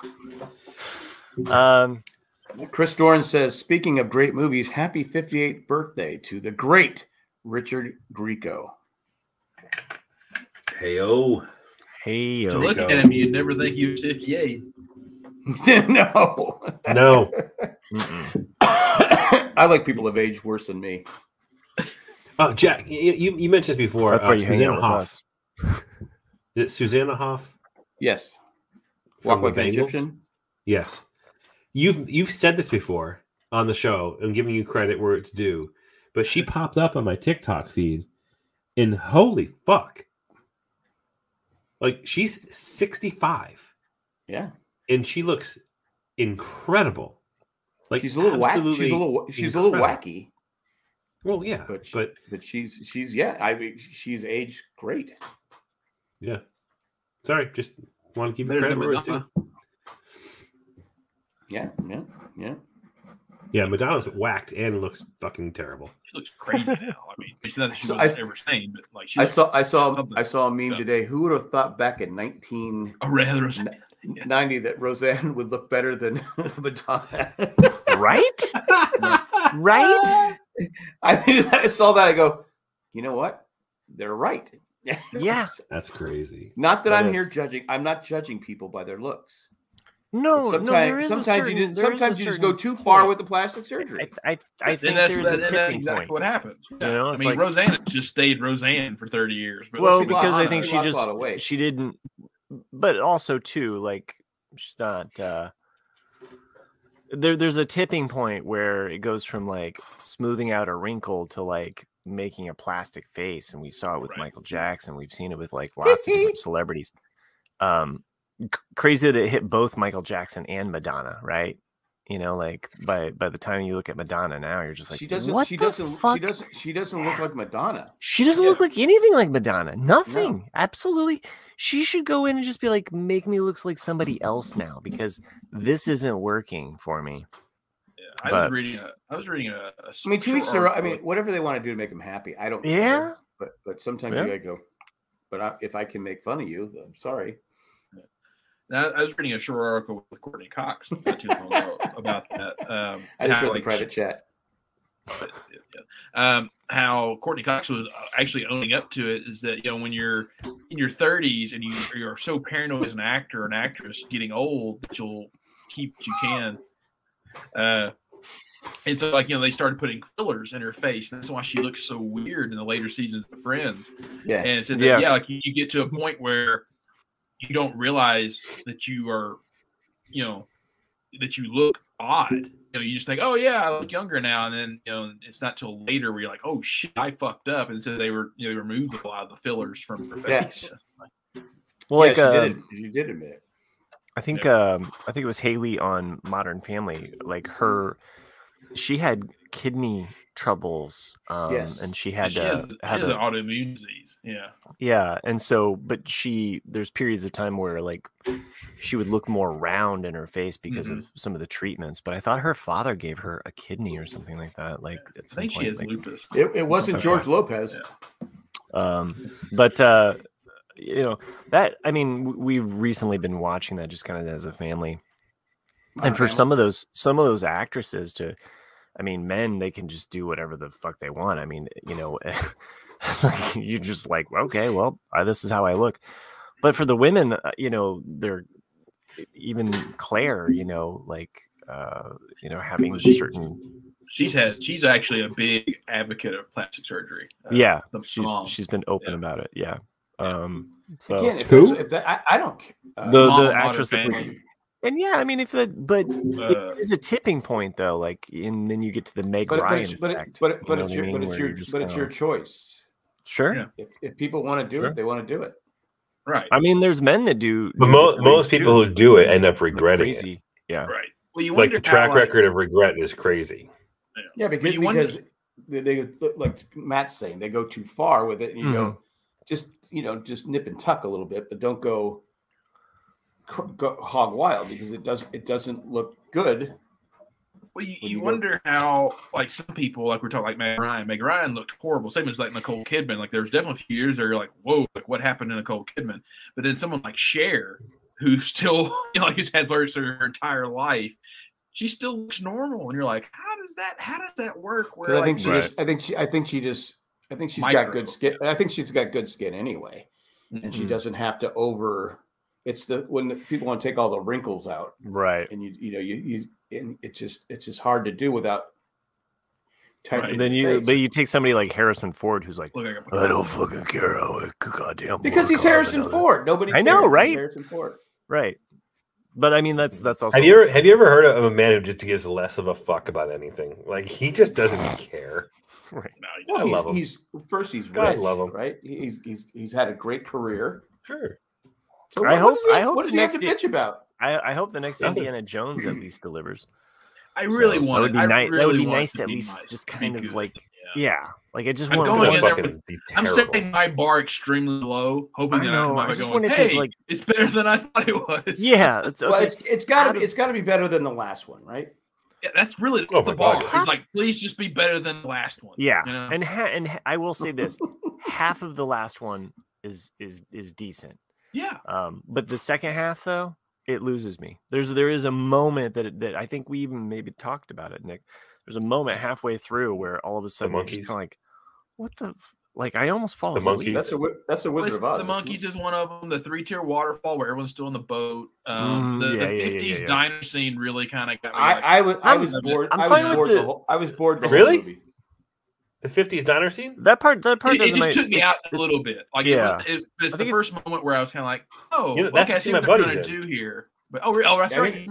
That's what makes it bad, I think. Yeah, he's not a good actor. He ruined it. Actually, today is his birthday. Happy birthday, Dave! Oh, same with Richard Grieco. I thought you were going to have Dave on the podcast one time. That's right. I think it should be our goal. Yeah. I think it should be our goal as the current people that are on this show to replace every single one of us with somebody that has an initial for RCAD, and then they can take over the show. So, well, who's going to be Richard, Charlie, Alan, David, Charlie Sheen, Andy Dick. Who gets A, and then D would be that's what we do. We sell it to Richard. No, never mind. Fuck this idea. Richard Charlie Sheen. We were talking about Indiana Jones. Charlie Sheen. Not my drunk ass. Andy Dick, and who would the D be? I don't know. Just like, I'm not talking about famous David people. Duchovny. Anybody that we can. Well, now you've ruined the whole bit. I don't care. Yes, and I'd like another commercial break. No, it's not time yet. No, it's not time yet. Fine. Anyway, what else have you guys been watching over this? Last Chris, week? Since you were gone last week, we talked about have you guys watched Ted Lasso? Yeah, well, we'll get to that. Okay, let the man finish. We were talking last week, Chris, and you were gone. We talked about Matt and I were happy that Everything Everywhere All at Once won Best Picture. We didn't expect it to win, but it won. We were happy, and then I dropped a bomb on them. And I said, I've been watching. And it smelled bad. You what? What? Yeah. What? I may have read the show notes, but what do you think? I may have read the show. I wasn't going to listen. Yeah, I'm on. I was too busy. It fucking pops up as a notification on my fucking phone, Jack. I was way too busy laying in bed to listen to the podcast. Well, if you got past the first 5 minutes of us shitting, I didn't listen to you. Not even for 1 second. It was literally in the show notes. It popped up as a fucking notification. So basically saying, fuck, nobody should listen to us. No, I don't know. There you go. Confirmation, Randy, whenever you do listen to this. Chris, you're right. Does not listen to the show. No. That's why we were comfortable shitting on Chris, because we knew he would never listen. Wait, show of hands. Who here listens to the show? I do if I miss one. I sometimes listen. Who's the one that said, "Hey, gents"? I'll listen. I mean, if I haven't heard, if I haven't been on the show, sometimes I'll be like, "Oh, what did you guys talk about?" Not this year. This year I was in a bit of a, I was kind of in another head zone. So I didn't listen to the episodes I missed. Sorry. Maybe I'll go back and listen to them one day. Not that I didn't care about it. But Chris doesn't care, about what he misses. I don't. At least Chris is honest. Yeah. And Nick, you had a story? I come here to talk to you, Jen. I've been interrupted like probably 50 times this episode. Yeah, you have. 50 times. 50 times. Okay. Mostly by Jack. Jack, what by Jack? TV shows? I wasn't the one talking. Jack, what TV shows did you want to talk about? You want to talk about Breaking Bad? I want to talk about Breaking Bad. Nick, tell me what you feel about the show. Give me your review in a few sentences, as less before Jack interrupts you. Pretend like you didn't tell us last. So at the end, as of last week's episode, I was almost done with season 2, and now I'm on episode 10 of season. Wow, you're rolling. You're on episode 4? What now? I'm on season 4. I'm on episode 10 of season 4 now. Jesus. Yeah. So you're enjoying it.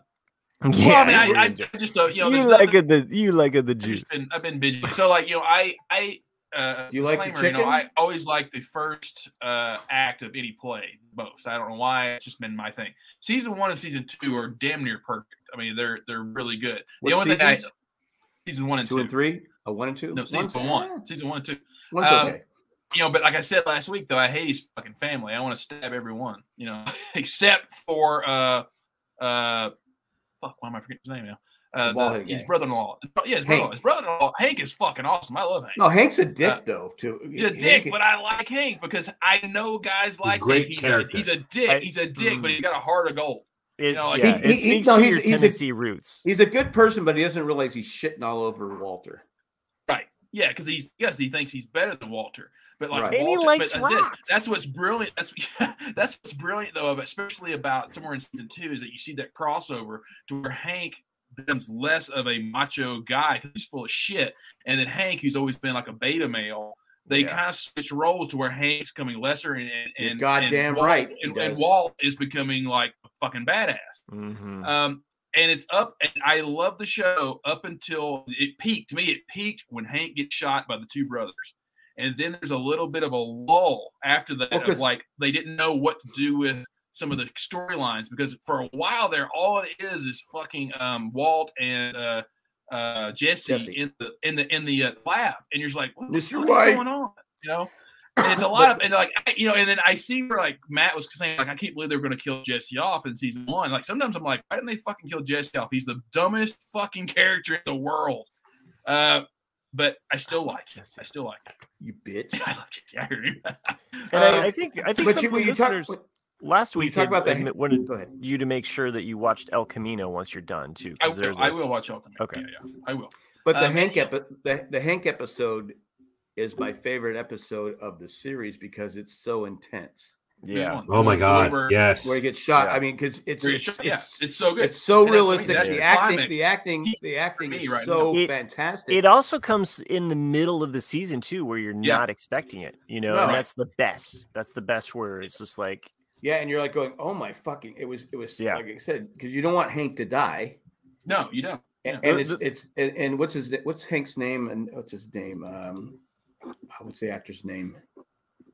He's a great actor. But he's fantastic in this episode. It kind of comes out of nowhere. It comes out right in the middle of the season in a way that, and it's Walter's fault. Yeah, mm-hmm. It was really good. I do like. Now, what did you think of the Fly episode? Because I fucking hated it. Okay, I hated it. And that's the thing. And that's the thing is it's so funny is that, like I said, like I was already as soon as Hank gets shot, you know, the next few episodes there, it's a kind of a lull area of like, okay, what do we now need to build up to? And then you get to the fucking Fly episode, and I'm watching it, and I'm like, what the fuck am I watching? And I just Steve Norris. Thank you, Chris. You keep watching it, and then I go, who directed this? And then it's fucking Ryan Johnson. And I'm like, that makes sense why I hate it. I didn't hate the Fly episode. It's not bad, but it was just one of those. Okay. I like it when things push things creatively. You know, like, you know, if it challenges you in a way where you're like, oh, this is a little bit different, and it was different. And what do you do with that little bit of insanity, you know, and going stir crazy and the monotony of but it gets darker as this show goes along because I don't want to spoil you, but there's some things that happen. You gotta go, man. He's pretty far along. But I don't think he's at the part where I'm talking about. Well, how many episodes are left in season 4? I don't know. It's usually like around 13 to 14 per season. You're almost done, I would think. Where I ended. Well, how many seasons are there? 5. I'm looking it up. There's 4 seasons. Oh, there's 5? There's 5. There's 5 seasons. Well, I'm trying to think what happened. Well, I don't want to spoil them, so I'll be quiet. Yeah. For some reason, I thought there was.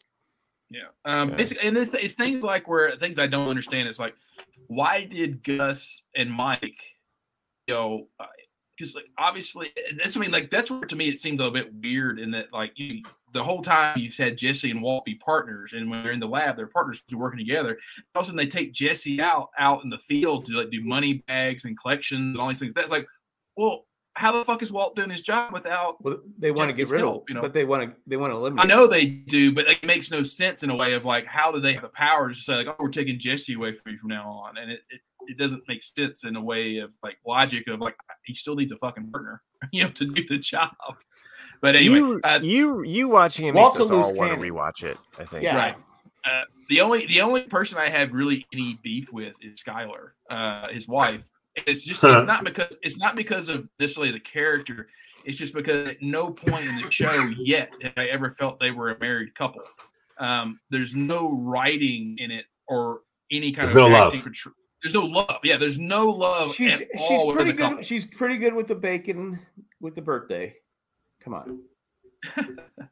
But I mean, it just didn't seem. It doesn't seem like a real relationship to me at all. You know, and she's their relationship, and then when she finally finds out, their relationship on the outs.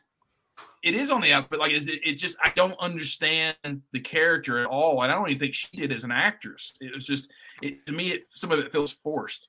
Well, I think that Walt had become humdrum. Humdrum was the word because he was working at the car wash. Teacher. He's boring teacher. His brother-in-law keeps putting him down. You know, your job. You're just a piece of crap. Basically, you're just boring.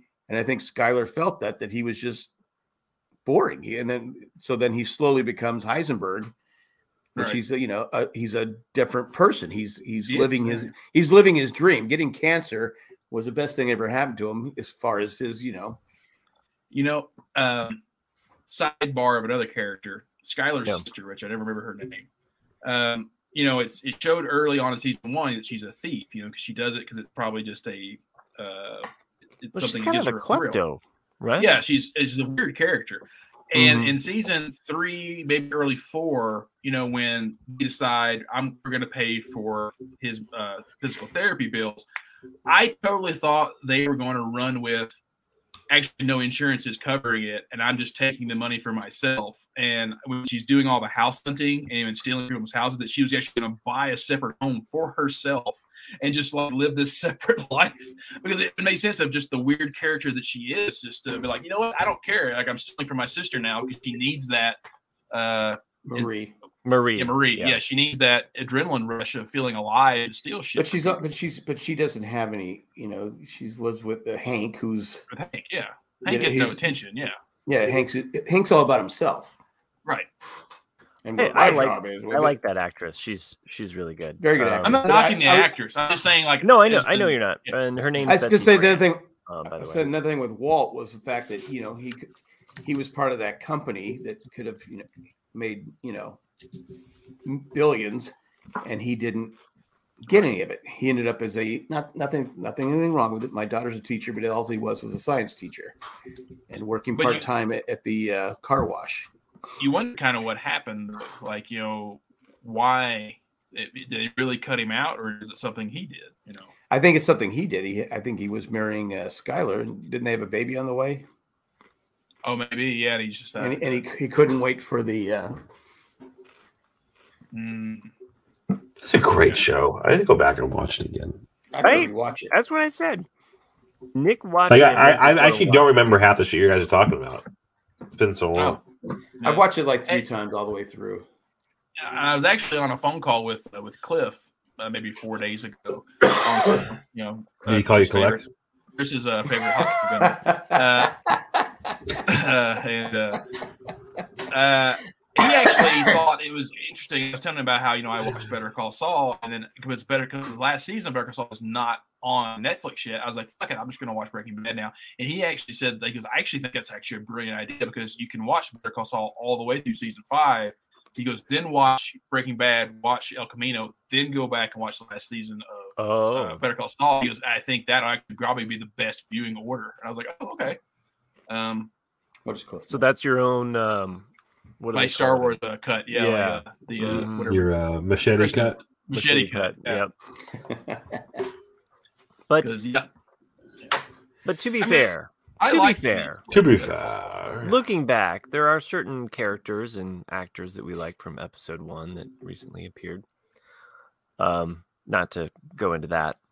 We'll stay on Breaking Bad. Well, some people I know. I'm just thinking Star Wars. Yeah, gotcha. Yeah, I'm just thinking Star Wars. Some people on our Facebook page will get upset if you bash Skylar. Really? Who? Mm-hmm. Really? Well, be upset with me. Skylar sucks. Skylar sucked, and she does. They get upset if you bash Skylar. I like all. I honestly like all the characters because they have these flaws. They have these. They're all assholes. They have these other aspects that are driving everyday life. The only one who's not an asshole in that show is his son. Yeah. No, he can be a dick too. Nick doesn't like his son. He has his moments. Yeah. But he's like a teenage dickhead. It's different. A teenage dick. But look whose mom and dad are. Right. It's fair. I just finished that episode where a few episodes prior, Walt gets him the Challenger, and then of course Skylar makes him get rid of it, and so she buys him that fucking PT Cruiser. And as soon as I was like, no, it's like, you got him, Mom. Loser. Yeah, like, oh, and you see in his face too, like, oh my God, you got me this. And she's like, do you want to test drive? He's like, no, I'm really hungry. Let's go eat some pancakes. I was like, yes. I was like, every kid in the world would have been the exact same way. From a Dodge Charger to a PT Cruiser. Right. Yeah. Thanks, Mom. I mean, they had that big box. They had that big thing of money in the storage unit. I take just a piece of it. Just give me just a chunk. So like I'll probably finish, sometime next week, maybe the rest of the show. So you voted. This is your Das Boot, dude. Congrats. In a way, yeah. Yeah, and then we've got other stuff out now, like Matt said, Jack said, we got Ted Lasso. Ted Lasso's out. Ted Lasso, yeah. Mandalorian's back. Wednesday's the big release day because really at least for my family, because Ted Lasso comes out, Mandalorian, Bad Batch. There's so much Mandalorian season. I'm behind on season 3 of Mandalorian. I haven't started it yet. Oh, you haven't started it. It would be interesting for you to watch it, and then we could all just record an Owen and Bruce together here. Oh, we still have that podcast? Oh. Yeah, probably won't do it. This week's episode was pretty great. It was directed by Carl Weathers. Yes. Carl Weathers, yeah. I liked all the action. It was good. Are you sure it's Carl Weathers? Are we going to do just slight spoilers here? Or are we going to just kind of keep it vague? Because I don't want to spoil anybody. I thought it was Billy D. Williams. Billy D. Williams. Yeah. That's not spoiler to know that Carl Weathers directed it. But, no. But it was. I think he has directed one episode each season. I will say this: this episode is almost kind of an inverse of the last episode, where the last episode had this really long inner part, which a lot of people didn't like, right? And whereas this episode, the middle part is what everybody really liked, whereas the outer part is like plot wise, is just kind of like, okay, all right. I thought it was good, top to bottom. I liked it. There were elements. Last two episodes have been good. Yeah, there are elements that I liked about it, but it's funny talking to my brother, who's a huge Boba Fett fan, huge fan of just Mandalore, all things Mandalore, and there's been some moments where he's just like, I just gotta complain about the level of craftsmanship on this. I mean, what are we dealing with? And how are they this dumb that they couldn't figure this out? And where are they getting all of these supplies? You're talking to me, yeah. No, it's my brother, who's every time I talk to him the next day, he's just kicking it hard, just and where the fuck is Boba Fett? How far are you on Poker Face? I'm only at episode 5. I was trying to finish it. That was kind of on my list of things to do as I've been watching Deep Space Nine and X-Men 1992. Oh, right. I need to watch that too. Yeah, I'm on season 4 of X-Men. Oh, nice. It's pretty tomorrow, Matt. It's pretty amazing how I mean, some of the stuff is just kind of okay.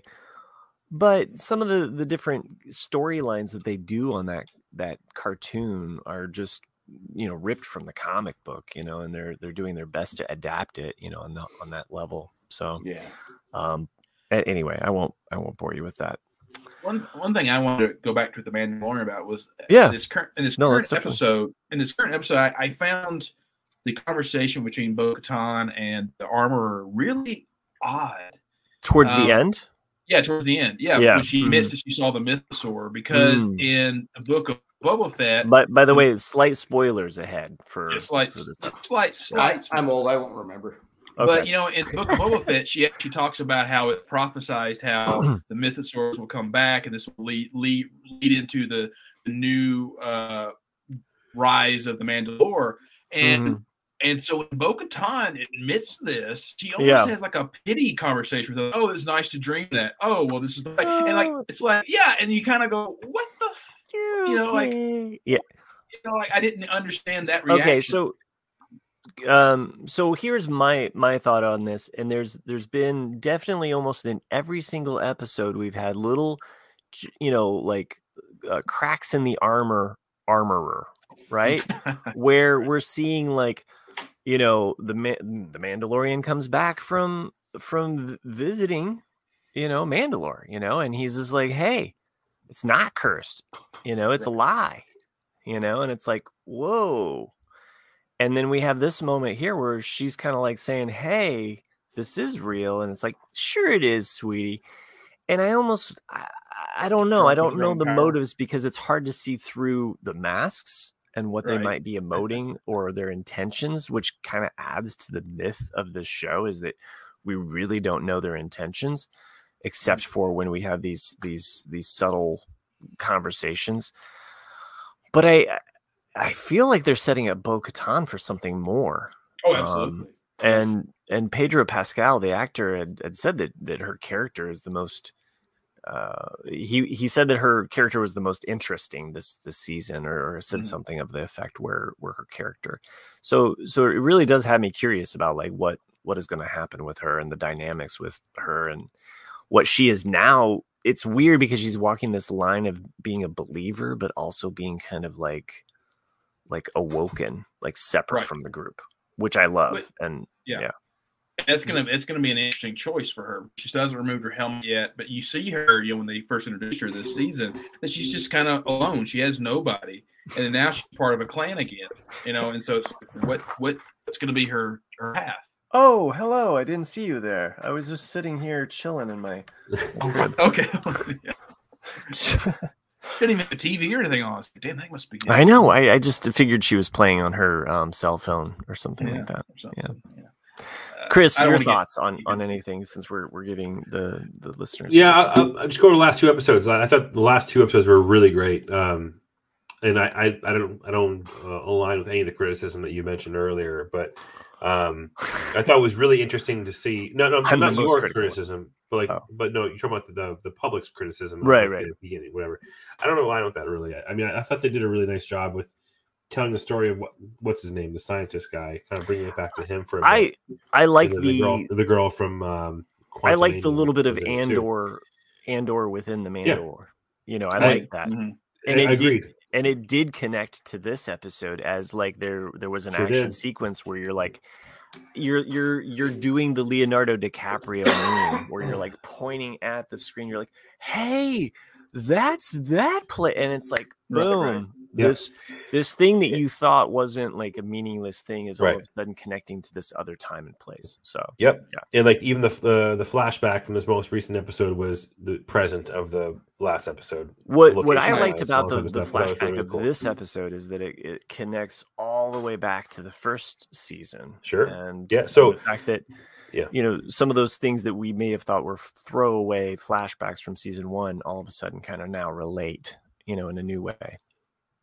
Sorry. Yeah. So, going back to 2 weeks ago or last week rather, the amount of Easter eggs that were in that episode. I meant to send you guys a video. I forgot to send it on. But like, if you look on YouTube and kind of like look at all the Easter eggs from like the Mandalorian episodes, there was so much intentionally packed into that episode. It was ridiculous. Like so much stuff. Like there's just throwbacks to the movies, throwbacks to Clone Wars, et cetera, et cetera. But I thought they did a really nice job, and you definitely had like a weird tension in that movie. It did feel like Andor. It felt like Andor, like that. Mm-hmm. That's probably the best way of describing it. It had a little bit of that psychological tension, right? Yeah, that's where I'm getting at. Yeah, so like almost like the Squid Game-ish, like mentality of like the rehabilitation of the First Order, not First Order Empire. I mean, did you guys? I called it from pretty early on what was going to happen because it just seemed too eager. If you're really in rehabilitation, and then she doesn't know this guy, she doesn't know if she could trust him. Like, why would you put your neck out there on the line like that for this guy? It just seemed too forced. I was like, well, obviously she's a plant. You knew that, like, are you really that dumb? Yeah, like, are you could tell from the second, like the opening scene was her like straightening, like that was kind of like her tell, right? It was like straightening up the suit and walking into late to his presentation. Correct. Like the whole line. It was focused on her. Yeah, it was, right. So and the whole thing was like there's another scene that like later on in the episode where she kind of like does that whole thing again where she's putting her act on for whatever. My only beef with the episode is the really oddly phallic fucking neon nuclear popsicles they were eating, which I thought was so fucking weird. Yeah, I never got the phallic thing, but okay. Well, I'm sure. I guarantee you, some alien dick looks like with the thing that they're eating on their little lovely walk. Well, I mean, there's so many alien dicks out there. Have we not all eaten something? I mean, a hot dog? No, I've not eaten an alien dick once in my life. I would like it if someone actually would show us the death sticks. Maybe it was bologna. It has a first name. But to fast forward to this past episode, was awesome. Like, I mean, it was just a full on action. Like the dog fighting as an example. Was that last week? I can't remember. Yeah, They're all it was last week. It was Yeah, the dark this was fighting. Wednesday. Mhm. Yeah.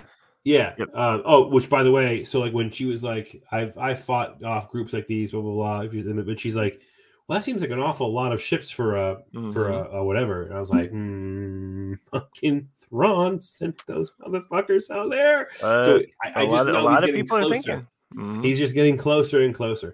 But and then this week's I thought was a really fun episode. A lot of action, from the opening scenes throughout the entirety of it. Really.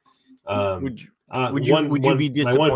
My one beef though, complaint, but one beef. Like, is it Paz Vizsla? Is he the big guy? Sure. Yeah. John Favreau. That was John Favreau was the original voice of that. He's not the voice of him anymore. They changed the voice actor. Oh, really? And I noticed that. Well, when he said that's my son. Oh, spoiler. Fuck. Whatever. You just ruined it for me. It's Michael, right? It's my son. Right.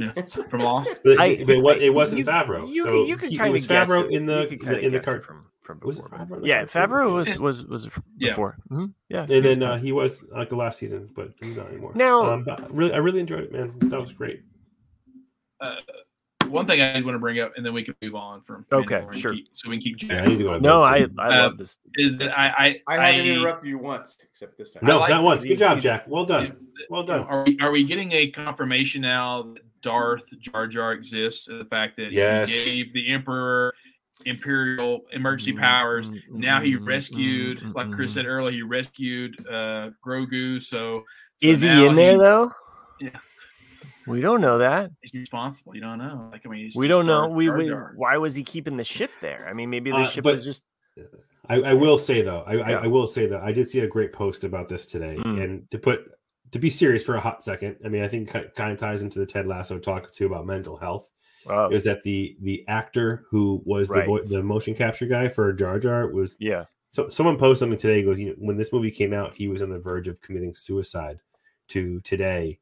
Being like a Jedi badass for like 5 minutes on screen, which is kind of like a then versus now type of thing. I thought that was really nice. So and that Jedi, he's also on the Jedi Temple Challenge, which was like a kid show that they did. My kids and I watched it when it came out. It was really kind of a fun weekly show. I think there's 10 episodes. They're fun to watch with your kids. Like, I mean, I think even if you have 2-year-olds or 3-year-olds, because basically it's kids running through an obstacle course, like what you'd see back on Nickelodeon back in the day, just to become like a Jedi or something like that if they complete the challenge. So, but he was the host. They shamed. He was the host as that Jedi, and that's the same name as what they're crediting him as being. So they're connecting that. And that's just kind of a cool nod and a cool way of kind of, and hopefully we get maybe more of this, because clearly it left us with more questions, which, hey, as fans of Lost or anything with Mythos, it's like, give us more of that shit. I don't have more questions anymore. I just hope that at some point we get off of this Florida planet with all of these gators and alligators and, stuff like that. So, yeah. So that's that was a bit odd for me when it was like, oh, now you have 3 more families. Like, are they going to ride dragons now? I was like, are we doing a Game of Thrones parallel? Like, what's going on here? Dude, Grogu is going to ride that motherfucker off into the sunset. You know what's going to happen. Grogu he's going to tame those dragons. I'm predicting it right now. He's the father of dragons. Yes. He's riding. No. Not just those dragons. Is he naked? No. Or he's going to tame the mythosaur. Exactly. That is exactly what we're going to get. Yeah. He's on the mythosaur with the Darksaber in his hand, leading the troops. That's an saber. With the Force whales. Yes. Right. And then, against an army. Against Thrawn. Against motherfucking Thrawn. Dude, let's go. And an army of dark troopers led by a mind fucked Ezra Bridger. Ezra's doing something. Yeah, let's go. Yeah. But yeah. What if Ezra? Yeah, like being. What if Ezra is being yeah. corrupted or connect? Yeah. Anyway, a lot of fun stuff there. Yeah.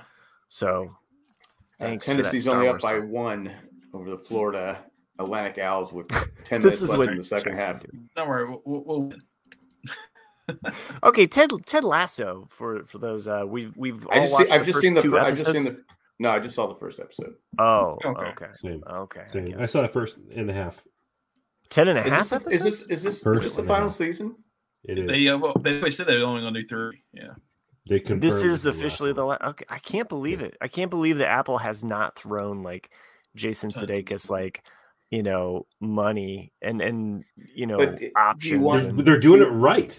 No, they are. They are for sure. I mean, Do you that's want the it? Do way you to want to do make it last 4 or 5 seasons where they just run out of? I don't. I would rather see. It's funny because it's almost like a sports analogy. To use that analogy, it's like seeing a really good sports team and you just want them to finish the dynasty like on top, right? Right. And then go on. You don't want them to go do to other Tampa Bay. But you also don't want to see them like just run down the clock to the point Right. where they're just tired and has you want to see them go off to do other stuff, like get drafted to another. There's so many shows that have done that. It's just like, oh my god. And I'm kind of curious just for Jason Sudeikis, like what can he do next? You know what I Down mean? by Like 2 now. no one cares, Jack. They're listening to this It's not live. Tennessee. I'm saying. If he wanted to know, he'd be having that pulled up. No, I want to tell him. Uh, No, but Yeah, I'm okay. I'm okay as long as they ended on a high note. I mean, right. obvious. I appreciate. I mean, I this is one of those things where I think Lost does not get credit in that everything up until Lost was very American style television. It's like, oh, we want to run this, whip this dead horse until it's fucking dead, and we gotta have 24 Lost episodes per changed season, and the all those things. business. And then because Lost, Carlton Cuse and Damon Lindelof only wanted 3 seasons of Lost, and then ABC said no, we want 10, and so they compromised on 6. And so, but it's still like, but they were the first people to say like, no, this is our vision. We want to do this and this alone. And then that's what opened the path for so many other networks to be like, no, like we just want so many seasons and so many episodes. Fucking Bailing, man. You know what I'm saying? It's just like fucking Bailing. That is that is Walk the among us. Fonzie. You're not one of us. That is the Fonzie jumping the shark moment, I think, of Lost. And I love Lost through and through, like front to back. But to me, I mean, I know a lot of people. I've seen that episode twice. I think certain fans out there, they're on that certain level of like it's just Nikki and Paolo, and they just like they're Nikki and shallow about it. But I'm saying Stranger in a Strange Land, that is the Fonz jumping the shark moment where you're just kind of like, are we really seriously doing a flashback episode? Unfortunately, they had to. I know. If they don't stretch it out, maybe we don't get Michael Emerson. I mean, personally, season like late season 3, 4, 5, still maybe my favorite part of Lost. Personally, anyway, sorry, sidetrack. John, the retired guys, when is RC calling quits? Well, we were checking. We're only our third season, so we got another 8. We just didn't know how to finish it. We thought Chris would get COVID, and then Jack would get COVID, and then we're gonna. Well, I'm not gonna get COVID. Yeah, I can't speak for Matt, but I know that Chris and I's contracts are up, and so we're really hoping for that big money. Yes. Yeah. Well, you're hoping. I'm sorry. You might as well go to Amazing Race because it's not coming.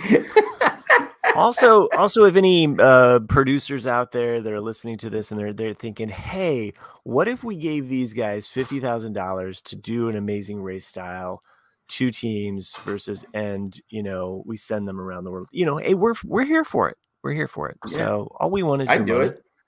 And televise us somewhere doing this shit, and we're good. Yeah, 50,000 each. However we want to do it. It's got to be tax free too. I mean, tax free. I want cash. Yeah, pay me in cash, and I'll claim like nothing $1. You're sitting back on your millions that you've earned from all of those earnings, and you're thinking, should I donate to Trump's lawyers or should I donate to the RCAD and get this? I don't think anyone's saying that I should donate to Trump's lawyers. I'm trying to like swing for the. He doesn't fail him.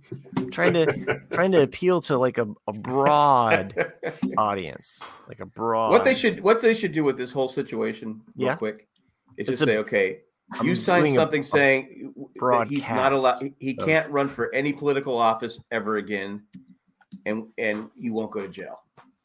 Boom. Sure. He goes. This is going to be a clusterfuck. I mean, it's just going to be a fucking nightmare. Do that. Everyone's happy. Move on. I mean, from what I've been reading, it's going to get dropped next week anyhow. So there's nothing to. Yeah, because like the New York prosecutor withheld evidence from the grand jury to indict him, and now the jury knows that, so they're not going to indict him at all. So it's just going to get dropped. Well, we'll see. Tune in next week for the continuing stories of how many lawsuits and criminal cases we can go through with this legal talk. With now we can take a commercial break because we're at that time. Let's take a commercial break. Anyway, yes. My response is both to John the Retired Guy and Matt K. So we did actually that was kind of all right in our private message group. I can't believe he's only great 60. actor. 60, yeah, it's crazy. So for those listening at home, the question that was asked was, do you hear about, paraphrasing, hear about Lance Reddick passing away, which is super sad. I actually follow that dude on TikTok and Instagram. So for some of the video game nerds out there, and there's probably a 5 to 6 year period where I was playing Destiny. I don't know if you guys remember the game Destiny when it came out. And he actually voiced a character in the game that's kind of like a center point of the entire multiplayer universe, right? He plays this like a commander on this Tennessee down by 7. He plays this character that everybody interacts with. You have to interact with them to play this game in the multiplayer. And millions and millions and millions of people play this game. And it was really kind of like touching to see people in a video game paying tribute to him. It's like a second life type of thing, which I thought was kind of cool. But man, he's a super young guy. He was like, what, 60, 65 years old? Not even? 60. And they said he died of natural causes. I said, at 60? Yeah, that doesn't sound right at all. Unless he had something going on that you never talk about, Who knows? Yeah. Well, and I mean, shouldn't everybody seem like a good guy? So it's like, you hate to see it. Mm-hmm. Assholes keep living and the good people keep dying. Yeah, so true. That's why I purposely go yell at a 3-year-old every day. It's like taking vitamins. Yeah. That's my life. Yeah. It's Chris is exactly. Chris is like, fuck off, get the fuck out. Like, oh yeah. Shut the fuck up, kid. You can't help it. You can't help but say it. And it's like, God damn, shut up. Exactly. Then you get, you're so rude. You got to show more patience. I got to go to work for the first time in like 7 days tomorrow. So he's got to pull it together, and he's got COVID still, dude. Yeah. So. All right. Well, thanks for joining us, Chris. That was great. Nick, thanks for joining us. You're welcome. That was great. Matt, I guess you were here. What? Yeah, this was a great show. Just want to see you're paying attention. Huh? Again, we're still looking for that $1 million of Patron. Yeah, or just $50,000 for cash. This reality I'll take $10, TV dude. show that just we're send it going to over. do with Just buy me a lunch. That's all I ask for. Buy you some calamari, Rhode Island calamari. Yeah, Rhode Island. Oh, yeah, that'd be good. Oh, that's all. With inflation, it's gonna be like $18. Let's go. $18. Wow. I've already donated $7 of my money to Jack every week so that he doesn't have to watch Hulu commercials. Please, Cindy has already said, "I don't want. We're not taking Matt's money. We're sticking with the commercials." No, I told you that. I get that. No. I get that. I finally had to look it up. I'm every commercial break. Some group only want to be with you. No. I said, "What is this commercial for?" I go, "Oh, it's a group." Chris, do you not agree? We're losing Chris. All right, good night, folks. This was a great show. It was 1 in a million. We have some people to thank. And did Jack we have any emails? I was just looking now. Okay. So anyway, if you'd like to help this show, and who wouldn't, and we're trending on YouTube, I think it's because the cool logo.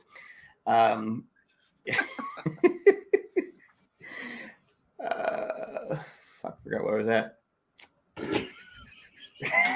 If you want to support the show, you can do so. Hey, checking out what is that shit? Something at his coffee mug.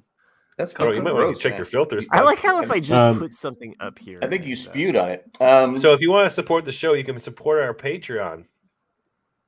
Right? How do you do that? Right. You go to chainjack.com. There's a thing. Click on to become a patron. You don't have to listen to the broadcast to do it. No. If that's a sticking point with you, just specify I want all of my $2 to go to the RC. But at this time, we'd like to thank Tack from Tok. No, I'm Thanks, sorry. Tack. No, sorry. Tack You're from no longer there, Tack. Hey, anyways, Tack, you're a fucking beach. Tack, you're the greatest. There you go. Eckhart Richter, Glaffelter, Maggie the Magnificent, Joanne with a Plan, and Ed, the creepy, poopy letter carrier. Thanks for what you're doing. Thanks for everyone who listened to us. Thanks for everyone who joined us in the chat. Randy, thanks for joining us on the thing. John, I know you're on a trip somewhere. You're in some hotel.